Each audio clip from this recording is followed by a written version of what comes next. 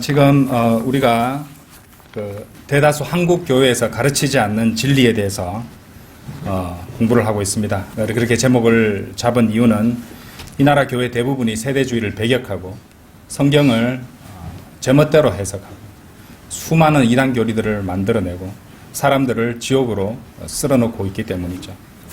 그래서 우리는 이제 오늘 세 번째 시간인데요.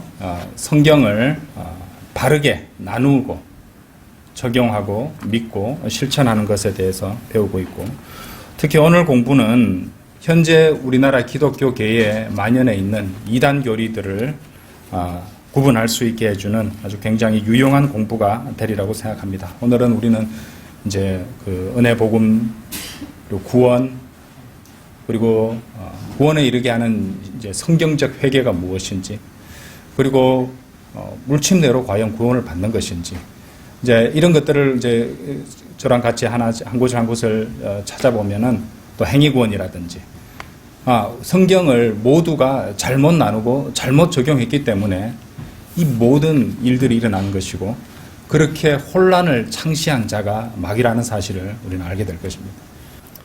예, 세 번째 시간입니다. 한국교회 대다수 한국교회들이 가르치지 않는 진리, 세대주의에 대해서 공부하고 있습니다. 첫 번째 우리가 살펴보실 말씀은 로마서 11장 6절입니다. 로마서 11장 6절.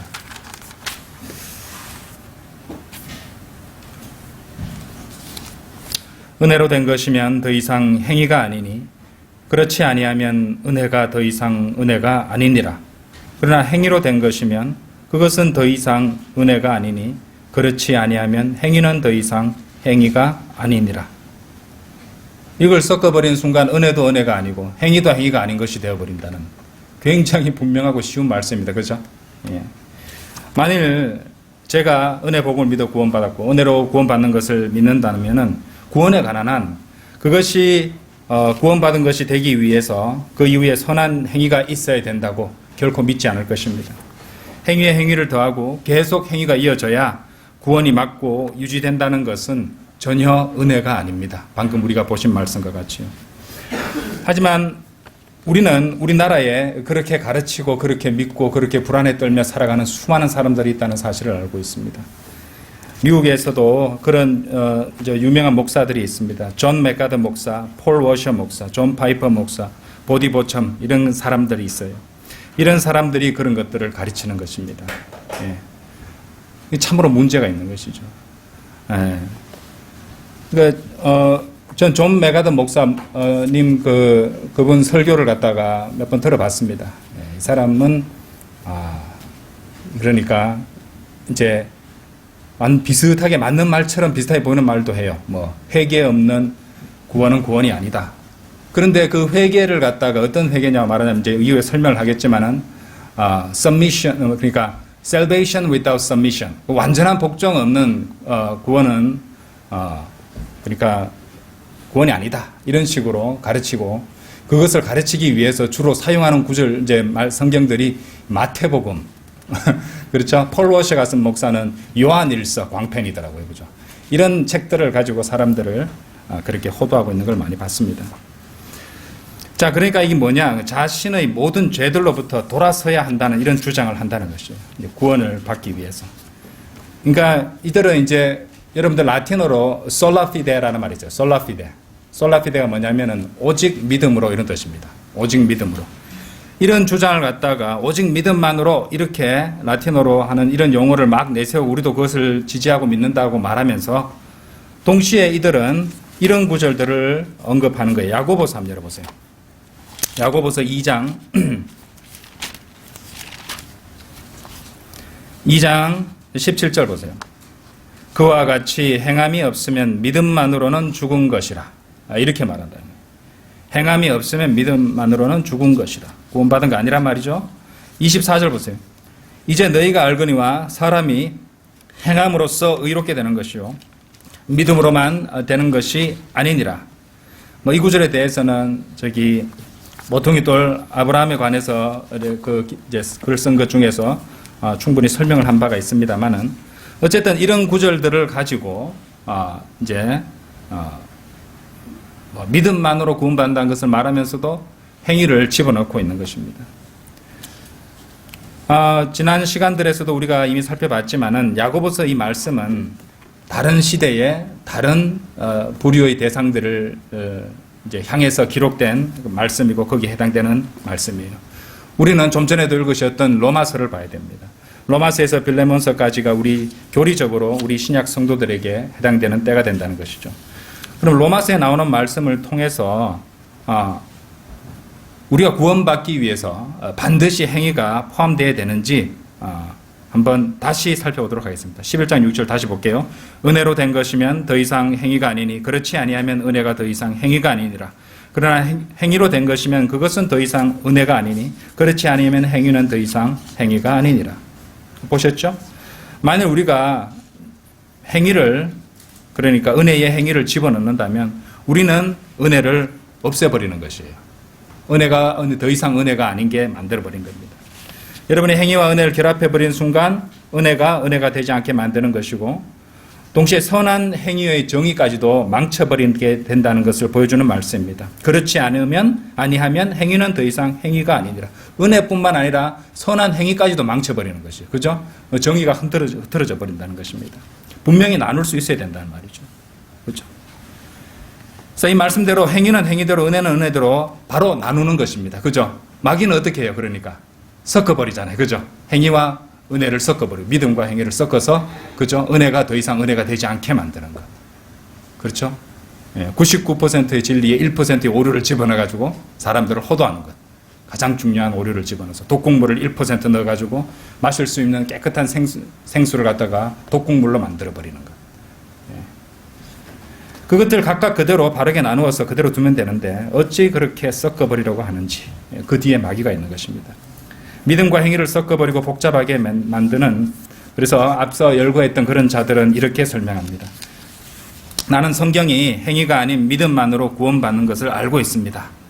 그 사람들 설교에 이런 말 많이 해요. 하지만 야고보서 2장을 보십시오. 여러분은 행위가 있어야만 합니다. 그러므로 여러분이 실제적이고 진정한 은혜를 소유했다면 행위도 나와야 된다는 것이죠. 이렇게 설명하는 거예요. 어떻습니까? 참으로 혼란스럽고 복잡하지 않습니까? 자, 간단히 정리를 해드릴게요. 먼저 야고보서 2장에 나오는 행위는 바로 유대인들에게 해당되는 것이에요. 그리고 그 시간대는 대환란 때입니다. 우리는 이방인들이고 은혜 시대, 교회 시대에 살고 있는 것입니다. 그 말씀을 우리에게 적용할 수는 없습니다. 교리적으로 말이죠. 여기서 잠시 간단히 시대와 대상에 따른 구분에 대해서 다시 간단히 설명을 드리겠습니다. 지난 시간들에도 설명을 드렸지만은 유대인 중심의 구약이 있는 것이고 구약에서 신약으로 넘어가는 이 사도들의 활동 시기인 과도기가 있습니다. 그리고 이 과도기는 다분히 유대인적이었어요. 초대교회도 유대인들로 대부분 구성되어 있었습니다. 그래서 거기에 이제 신약 성경인 이제 고린도 전후서 같은 거 봤을 때 방언에 대한 언급이 나오는 거예요. 그건 초대교회만. 그렇죠? 차차 그런 것들이 사라지는 것인데. 그리고 마가복음 16장, 사도행전 2장, 야고보서 2장, 히브리서 6장, 마태복음 24장 등이 거기에 해당한다고 앞에서 살펴봤습니다. 그러면 좀 전에 제가 말씀드렸듯이 어째서 야고보서 2장을 대환란 문맥이라고 말할까요? 사도행전 7장에서 이스라엘이 최종적으로 예수 그리스도를 거부하여 예수 그리스도의 재림이 연기되었습니다. 그래서 이방인들 중심의 교회 시대가 열리게 되었던 것이에요. 스테판이 전도했을 때 사람들이 회심했다면요, 그렇게 그때 이루어질 수도 있었던 문제였어요. 근데 최종적으로 마지막 기회까지 차버렸던 것이죠. 그래서 이방인들 중심의 이 교회 시대가 열린 것입니다. 그리고 교회 시대 이방인들인 우리에게 이 교리적으로 적용되는 책은 아까도 말씀드렸지만 사도 바울이 쓴 로마서에서 빌레몬서까지의 책들입니다. 그런데 우리는 지금 어느 때를 살아가고 있습니까? 교회 시대의 마지막 부분을 살아가고 있는 것이에요. 이제 여러분들 복음을 전해도 사람들이 믿음이 없습니다. 그죠? 안 받아들이려고 하죠. 다 잘났습니다. 하나님을 거부하고 자신의 쾌락 속에 자신의 생각대로 살아가려고 하는 것입니다. 그렇기 때문에 이제 곧 하나님께서는 이방인들을 다루시는 이 경륜을 끝내실 것이에요. 그리고 그때는 신약에서 대환란으로 넘어가는 과도기를 거치게 되는 것이죠. 그리고 하나님께서 다시 유대인을 다루기 시작하시는 것이에요. 그래서 대환란을 야고보의 고난의 때라고 부른다고. 그것도 우리 환란전 휴거에 대해서 설명을 드렸죠, 그죠? 그래서 이제 유대인들을 다루시는 시대가 펼쳐지기 전에 이 교회 성도들을 갖다가 대환란 전에 데리고 가시는 것입니다. 이 환란전 휴거라는 것이었어요. 자, 우리 교회 시대 이방인들에게 성경이 말씀하시는 바는 분명하죠. 성경은 우리 구원이 행위가 아닌 은혜로 되었다고 말씀하시는 것입니다. 우리가 성경을 통해서 확인할 수 있는 것이죠. 만일 어떤 유대인이 와서 이렇게 말한다고 칩시다. 저는 유대인인데 저는 오늘 당장 구원받고 싶습니다. 그러면 유대인인데 어떻게 하냐고요? 간단하죠. 지난주에도 잠시 언급드렸습니다. 하나님께서는 유대인들을 다루시는 데서 돌이키셔 지금 현재는 유대인들이 예수님을 초림 때 예수님을 거부했기 때문에 이제 유대인들을 다루시는 데서 돌이켜서 현재는 이방인들을 다루고 계시잖아요. 그러므로 이 현재 이 교회 시대를 살아가고 있는 유대인이 구원을 받고자 한다면 그들이 이방인들에게 가서 이방인들에게 하나님께서 주신 구원 프로그램대로 따르면 되는 것입니다. 그렇죠? 그러면 이제 유대인이 구원을 받게 되면 그리스도 안에서 우리는 하나가 되는 것이죠. 그죠? 예, 그런 이제 교리로 이해를 하시는 것입니다. 마치 구약 시대 때 하나님께서 이제 유대인들을 다루셨을 때 이방인들이 구원받으려면 유대인들에게 가서 그들에게 정해진 프로그램대로 따라야 했던 대로 그렇게 하는 것입니다. 간단하지 않습니까? 너무도 간단한 문제인 것이에요. 그래서 혼란스럽게 이해 안 되게 이거 맞는 것 같기도 하고 그런 것 같기도 하고 그런 식으로 섞어서 얘기하니까 성경을 어렵게 만들어서 가르치는 것입니다. 예. 그렇죠? 존 메가더 목사 같은 사람은 얼마나 고상하고 얼마나 많이 아는 것처럼 보이고 그리고 또 아주 경건한 것처럼 보이면서 그렇게 설명을 합니까? 그런데 예, 마태복음 7장 같은 거, 그죠? 거기에 나오는 이제 행위를 강조하는 무슨 나중에 설명을 하겠습니다만 그런 구절을 가지고 와서 사람들을 불안에 떨게 만들고 그건 구원받은 거 아니다 당신은, 그죠? 완전히 그렇게 이제 성경 말씀에 복종하고 하나님이 인생의 이제 삶에 있어서 모든 부분에 있어서의 주님이 되어주신 이것이야말로 구원받은 성도의 증거라고 그런 식으로 말하는 것이죠. 구원받으면서 영적 생명이 새로 태어나는데 어린 젖먹이 같은 그런 상태인데 무슨 하나님이 모든 인생의 주인이 될 정도로 그런 대단한 상태의 경지에 이른단 말입니다. 사람을 자신을 따르게 만들려는 것이에요. 그렇죠? 사람들을 불안하게 만들어서. 그렇죠? 자, 다음 말씀도 한번 보시죠. 고린도전서 15장 한번 열어보세요.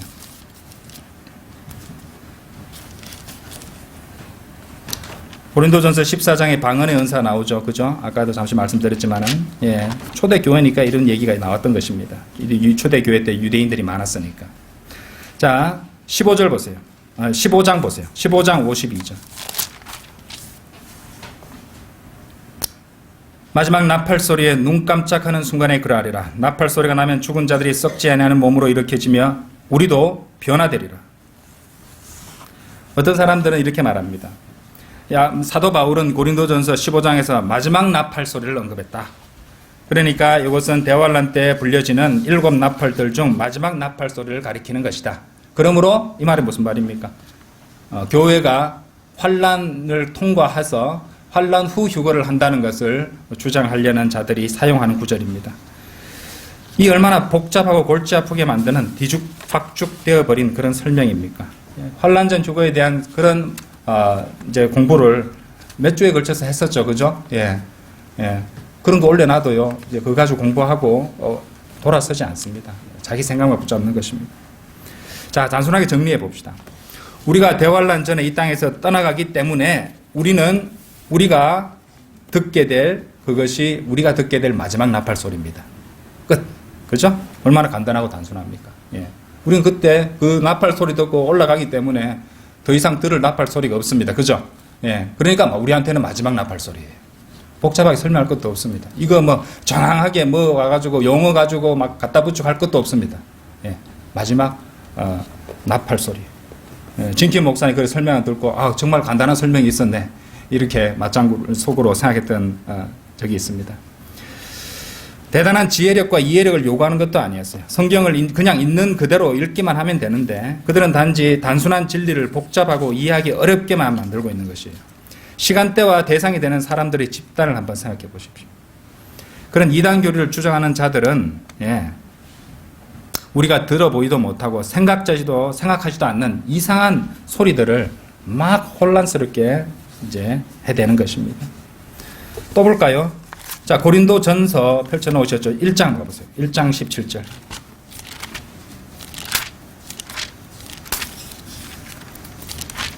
물침례를 받아야 구원받는다고 주장하는 자들한테 이 말씀 보여주면 끝납니다. 예.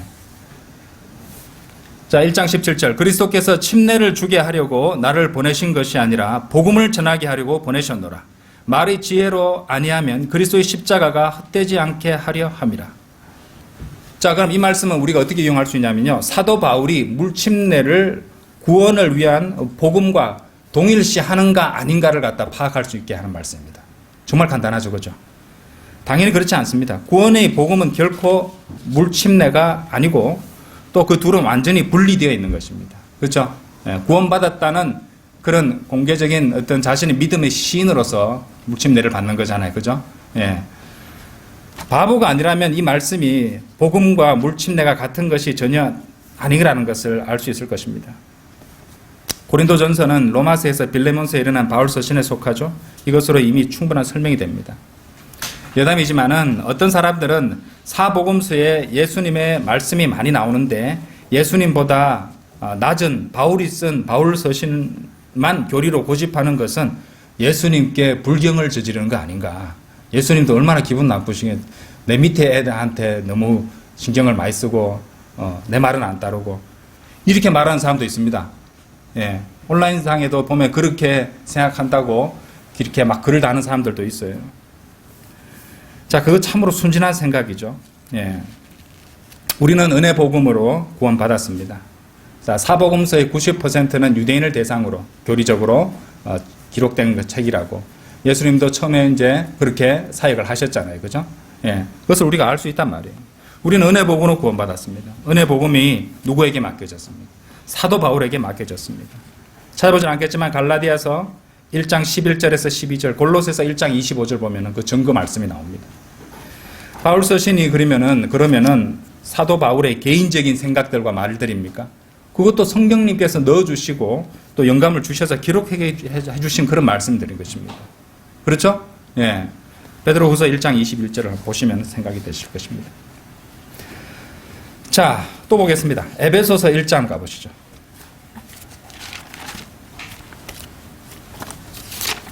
에베소서 1장 13절.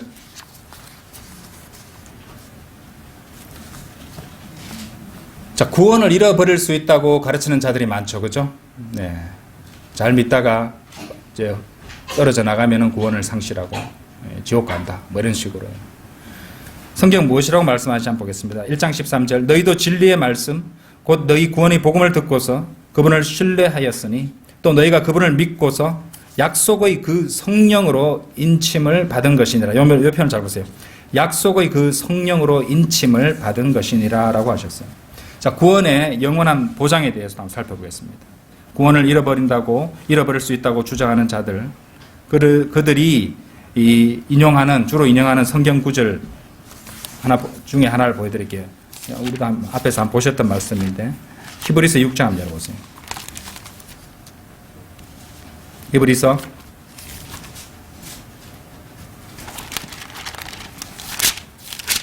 6장 5절 6절. 하나님의 선한 말씀과 오는 세상의 능력을 맛본 자들이 만약 떨어져 나간다면 다시 새롭게 하여 회개시킬 수 없나니 이는 그들이 스스로 하나님의 아들을 다시 십자가에 못 박아 공개적으로 조롱함이라. 이런 말씀들을 갖다 들어서 이제 주장하는 것입니다. 성경을 이런 말씀들을 이용해서 구원을 잃어버릴 수 있다고 말하는 것이죠.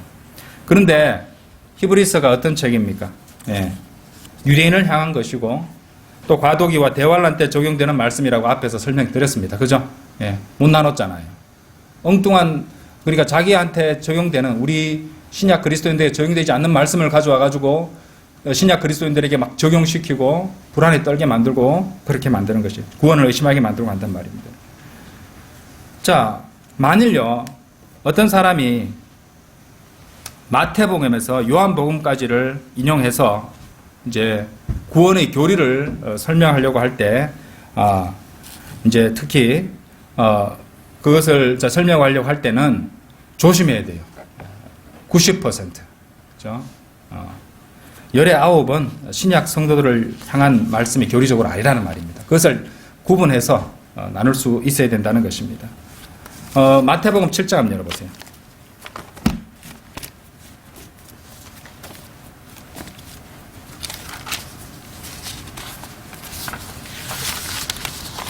마태복음 7장.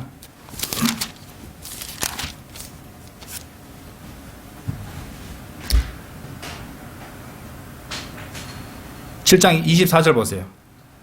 존 메가더 목사가 이 구절 가지고 설교를 하면서 이제 자기가 구원받았다고 속고 있는 사람들은 정신 차려야 된다는 식으로 그저 완전한 복종과 하나님의 말씀을 사랑하고 주님께서 뭐 삶의 모든 주인이 되시고 뭐 블라블라블라 그런 속으로 막 이렇게 설명하는 구절에 설명할 때 이런 구절을 이용하는 것이에요.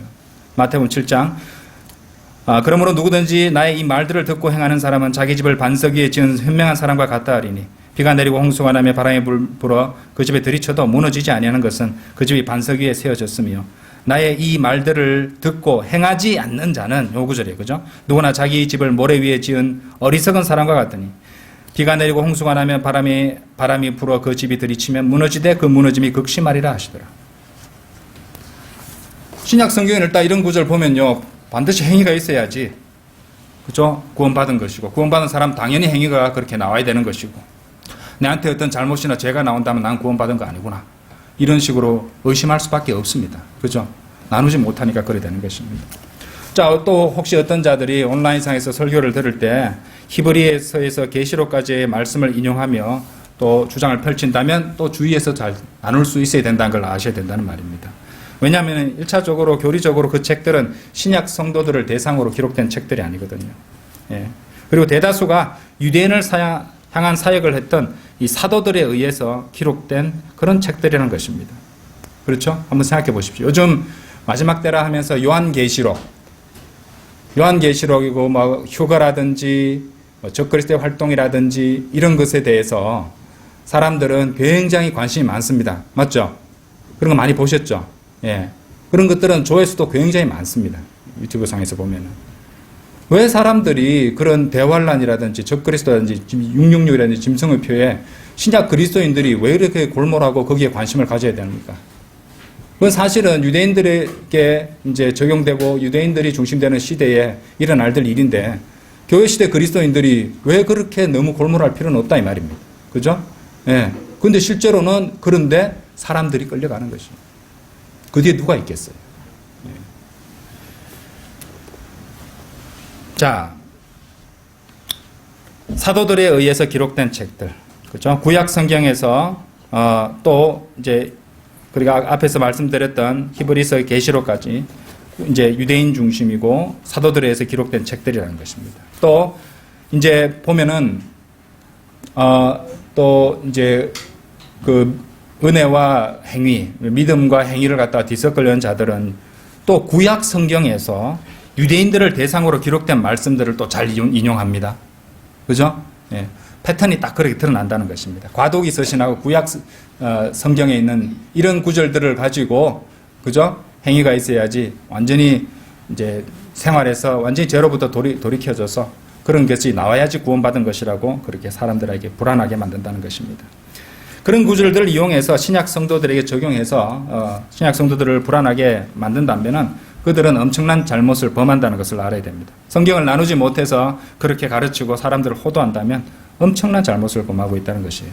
우리가 보셨던 에베소서 1장 말씀 그거 다시 한번 보십시오. 1장 13절 에베소서 다시 한번 펼쳐보세요. 자, 성경이 무엇이라고 말씀하지? 다른 성경 말씀 무엇이라고 하는지 한번 보시죠. 에베소서 1장 13절 13절 맞죠? 네, 13절. 그분 안에서 너희도 진리의 말씀 곧 너희 구원의 복음을 듣고서 그분을 신뢰하였으니 또 너희가 그분을 믿고서 약속의 그 성령으로 인침을 받은 것이니라. 자, 그럼 분명히 성령으로 인침을 받았다고 성경 말씀하셨죠. 받을 것이다도 아니고, 그죠? 받고 있는 중이다도 아니고, 받은 것이라고 이미 받았다고 그렇게 말씀하셨어요. 그렇다면 그 인침이 언제까지 유효한지, 만일 구원을 잃어버릴 수 있다고 주장하는 자들이 말이 맞다면 인침이 무효화되는 시점이 나올 거 아닙니까? 그죠? 자, 성경 무엇이라고, 언제까지 인침을 받은 것인지 이제 무엇이라고 말씀하는지 보시겠습니다. 바로 밑에 절 보세요. 14절. 이는 값주고 사신 그 소유를 구속하기까지 우리의 유업의 보증이 되사 그의 영광을 찬양케 하려 하십니다. 구속할 때까지 보증이 된다. 유업의 보증이 된다고 하셨죠. 그죠? 예. 그 보증물이 된 거예요. 성령, 우리 안에 들어있는 성령이, 내주하시는 성령이 그 보증이 된다는 말입니다. 그렇죠? 구속의 날까지 인치심을 받았느니라고 했습니다. 자, 우리 몸이 구속될 때까지죠. 자, 그리스도인이 죄를 지으면 성령님을 슬프게 해드린다는 그런 말씀이 나옵니다. 자, 에베소서 펼쳐놓으셨죠. 4장 30절 한번 봐보세요. 그러니까 에베소서 1장 14절 말씀은 우리가 몸이 구속돼서 우리가 본향으로 휴거되고 또 영광으로 들어갈 때까지 인침을 받은 상태가 되어 있다는 말씀이었죠. 자, 그러면은 구원파들의 주장처럼 구원받았으니까 그저 구원이 영원히 보장되는 것이니까 죄를 지어도 된다는 말입니까? 아닙니다. 성경은 이렇게 말씀하세요. 4장 30절. 하나님의 거룩한 영을 슬프게 하지 말라. 너희가 그로 인해 구속의 날까지 인치심을 받아. 여기도 그 말 똑같은 말 나왔죠. 구속의 날까지 인치심을 받았다고 말씀드립니다. 그러니까 그리스도인이 죄를 지으면은 죄를 지어도 구원이 유지되니까 죄를 지어도 된다는 말이 아니라 성령님을 슬프게 해드린다는 말씀을 해놨습니다. 그죠? 그래도 살면서 실수로나 어쩔 수 없이 죄를 짓는다 해도 그래도 성령님을 슬프게 해드릴 때도 있지만 우리의 인침은 어떻게 되는 것입니까? 구속의 날까지 계속 유지된다는 말이죠. 그렇죠? 예, 보장된다는 말입니다.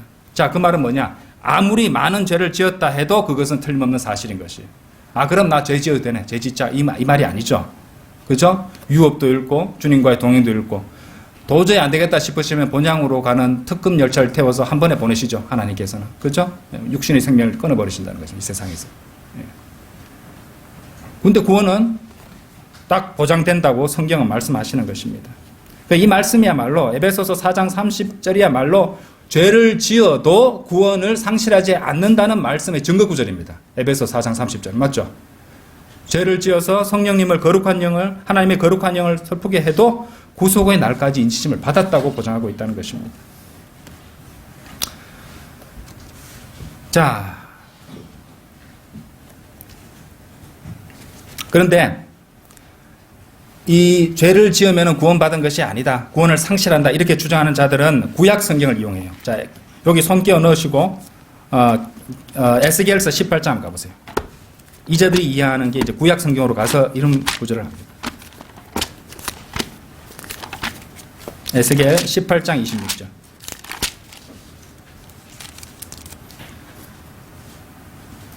의인이 돌이켜 자기 의에서 떠나 죄악을 범하여 그 안에서 죽을 때 그가 행한 그의 죄악으로 인하여 죽을 것이라. 이런 말씀 보니까 얼마나 불안해집니까? 그죠? 이 구조를 가지고 딱 이제 성경에 이렇게 되어 있지 않느냐. 당신 죄 지으면은 구원 잃는 거다. 이런 식으로 사람들을 가르치는 겁니다. 아니죠. 에베소서 4장 30절에서는 죄를 지어서 슬프게 해드린다 할지라도 구속의 날까지 인치심을 받았다고 분명히 보장하고 있다는 것입니다. 하지만 제정신인 그리스도인이라면 그걸 이용하겠습니까? 죄를 지을 빌미로 삼겠습니까? 아니죠. 아닙니다. 저번에도 간단히 설명드렸지만 의인이 되려면은 모든 죄들에서 돌이켜야 한다고 주장하는 미국의 레이 컴포트 같은 이런 목사들, 이런 사람들을요, 얼마나 많은 사람이 따라가는지 아십니까? 유튜브 같은데 구독자 보면 100만 명 넘는 사람들이 따라가고 있어요. 100만 명. 그러면은 그 정도 사람들이 따라가면 무조건 진리가 되는 것입니까? 하나님 말씀보다 유튜브 구독자 수가 더 권위 있는 진리입니까? 교회 성도 수가 하나님 말씀보다 더 권위 있는 그런 기준이 되는 것입니까? 아니죠. 그럼 누군가가 이렇게 말하겠죠. 하지만 성경은 회개하라고 말씀하시지 않습니까? 그러면은 그 사람이 무슨 책을 언급하고 있는지, 그리고 어느 시대이고 어느 대상에 하는 책인지를 확인해 봐야 된다는 것입니다. 그죠? 성경을 그런 자들도 성경을 인용해서 들어서 사람들에게 자기 주장을 하는데 어떤 책을 들고 있는지 어느 시대에 적용되는 말씀이고 누구에 대해서 해당되는 말씀을 가지고 나한테 들이대는지 구분을 해야 된다는 것이고 모르니까 그런 짓을 하잖아요. 그죠? 욕쳐줘야죠. 그렇죠? 자, 이 사람들이 말하는 회개와 우리가 구원받는 회개로 말하는 그 회개가 다릅니다. 그 자들은 그런 것을 잘 이해하지 못하는 것입니다. 자, 우리는 회개를 결코 부인하지 않습니다. 성경적으로 볼 때 회개는 마음의 변화입니다. 마음의 변화예요. 회개를 인정하지만 거기 우리가 좀 전에 보셨던 에베소서 4장 30절에서 사도 바울이 강조하고 있는 핵심은요. 설령 구원받은 성도가 계속 죄를 설령 짓고 있다 할지라도 여전히 그 사람은 구속의 날까지 성령으로 인침받은 상태가 보장되고 유지된다는 것입니다. 그렇다면 구원받을 때 회개는 어떤 것입니까? 한 성도가 믿음에 의해서 구원받을 때 그 사람은 마음의 변화를 가지게 되죠. 그것이 회개입니다. 그래서 그 사람이 자신의 죄들에 대해서 무엇을 하는 것입니까? 그 사람이 모든 죄를 그만두거나 자신이 살면서 지었던 모든 죄들을 일일이 회개하여 모든 죄를 깨끗하게 할 수 있습니까? 그럴 수 없습니다. 우리 교회 댓글에도 어떤 분이 그렇게 했어요. 내가 이전에 지었던 죄들을 나는 구원받았다고 생각했는데 이전에 지었던 죄들을 다 회개해야 구원받는 거 아닙니까? 그러니까 이런 이 성경을 나누지 못하는 자들의 가르침이 누룩으로 다 들어가 있는 것입니다. 그러니까 계속 의심하는 것이고 이 나라에 교회 다니는 사람들 중에 그런 사람들이 굉장히 많습니다. 여러분. 맨날 뭐 믿음으로 구원받는 거 한다면서도 구원의 확신도 없이 살아가는 사람들이 많다는 것입니다. 구원받기를 원하는 죄인은 주님께로 돌이켜서 그분만을 신뢰하는 것입니다. 주님께서 돌이키는 것이 회개입니다. 주님께로 돌이키는 것이 회개라는 것이에요. 마음의 변화를 말이죠. 그래서 우리가 이미 지은 지 너무도 오래돼서 까마득히 오래돼서 완전히 기억하지 못하는 그런 죄들까지도 주님께서 보혈로서 그 죄를 씻어주시고 또 구원받지 못한 우리 인생의 모든 문제를 해결해 주시기를 간구드리면 되는 것입니다. 이것이 구원에 이르게 하는 회개라는 것이에요. 나는 죄인으로 태어났고 수없이 많은 죄를 짓고 살아왔으며 내 능력으로는 내가 아무리 거룩하게 살고 회개한다 할지라도 그 죄들 하나하나를 회개한다 할지라도 그죠? 그것을 너무 애석하게 생각한다 할지라도 슬프게 생각한다 할지라도 아무리 눈물을 쏟아낸다 할지라도 그것으로는 구원을 나에게 줄 수가 없다. 나는 구원을 주실 수 있는 예수 그리스도로 돌이켜서 그분을 나의 주님으로 영접하고 그분께서 그분의 보혈로서 나의 모든 죄를 씻어주실 것을 믿고 그 보혈만을 신뢰하겠다. 이게 그 마음의 변화가 그게 회개입니다. 구원에 이르는 회개란 말입니다. 그래서 이전에 지었던 모든 행위들 이런 것들을 일일이 다 회개해야 된다고 그렇게 가르치는 자들은 자신의 힘과 노력으로 그 모든 죄와 문제를 회개하여 스스로 해결하려고 하는 자들이에요. 그러니까 얼마나 교만한 자들입니까, 여러분들. 예수 그리스도의 보혈이 아니라 자신의 회개로서 구원받으려고 하는 자들이잖아요. 그래서 지옥 가는 겁니다. 계속 그렇게 가는 자들은 교만했기 때문에. 예수님의 보혈을 갖다가 뭔가 부족한 것처럼 생각하고 온전히 신뢰하지 않았기 때문에 지옥 가는 것이에요. 예수님을 신뢰하고 그분께로 가는 것이 회개입니다.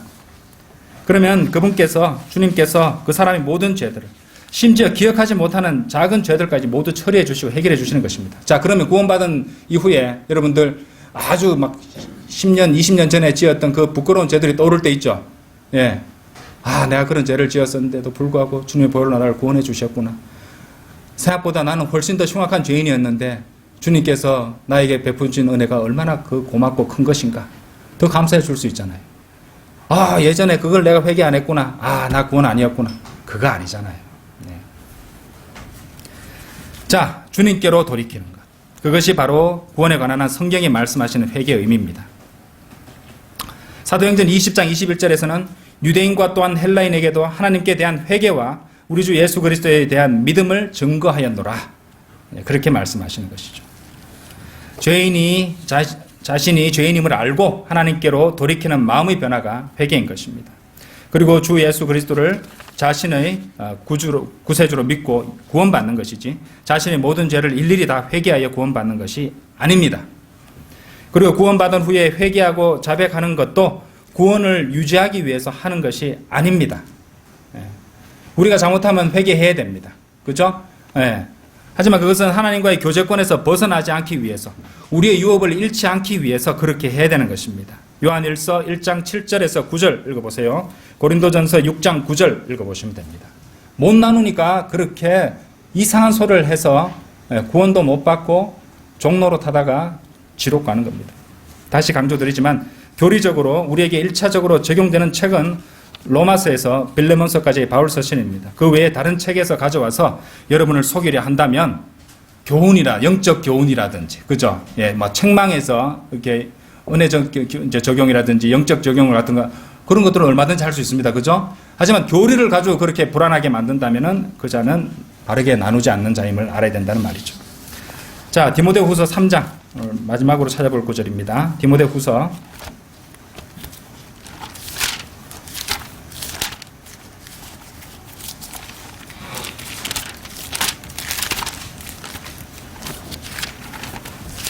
3장 16절.